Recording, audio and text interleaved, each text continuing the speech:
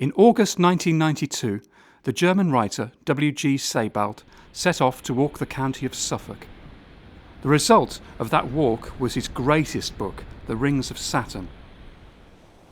It traces his melancholy tour of literary graveyards and his imaginative meanders into such horrors as the Holocaust, slavery, and mass death in sea battles off the Suffolk coast.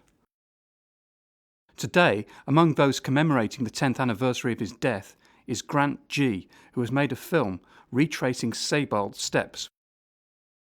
I really wanted it to be a grey day, and it wasn't a grey day, it was a bright day, and there were people bathing in the fountains at Lowestoft. And I realised very quickly that I was having far too much fun. I met Grant in one of Sebald's favourite haunts, the Crown Hotel in Southwell. When you're approaching this sort of material as a filmmaker, how do you do that? I mean, how do you put this seemingly unfilmable book, how do you make a film about it? Seemingly unfilmable book, well, the reason why, of all Sebald's work, I chose this book to focus on was because it has at its core a very obviously and easily filmable thing, which is a walk around Suffolk, a perfectly decent, nice, doable.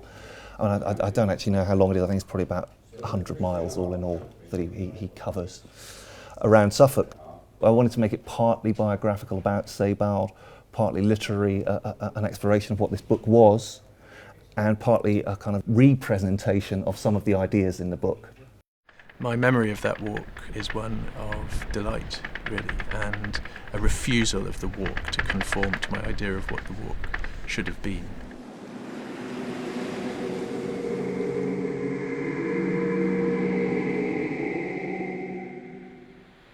It's a tremendously bleak book, a tremendously bleak vision of humanity. Why would you want to enter into that sort of, vortex of misery and depression? Why would you want to make a film recreating what was obviously, despite there's some hilarious moments in it, a very bleak, text? The short answer is I don't know, but it's, a couple of the people we interviewed in the film, it makes me think of a couple of things that were said. Adam Phillips, the writer, he talked about an interview that Bob Dylan gave when Blood on the Tracks had come out. It's wondering about why something that was based on and evocative of so much pain could be listened to with such enjoyment by so many people. And there is something about the pleasure of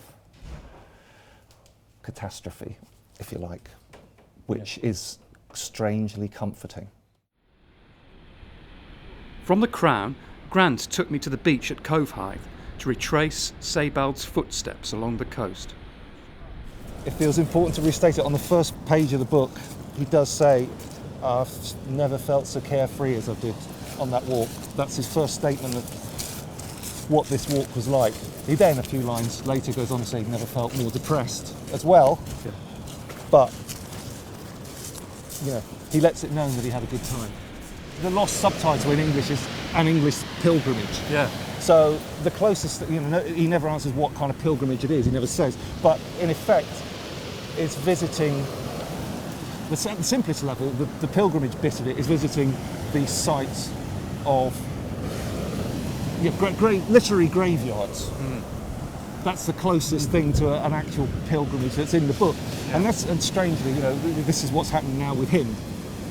This landscape has become a kind of a literary pilgrimage route. Meeting Grant has made it clear to me one of the reasons I love Sebald's The Rings of Saturn. Even though it's one of the bleakest books imaginable, it's also very comforting to be in the middle of such a melancholic vision of human life and death.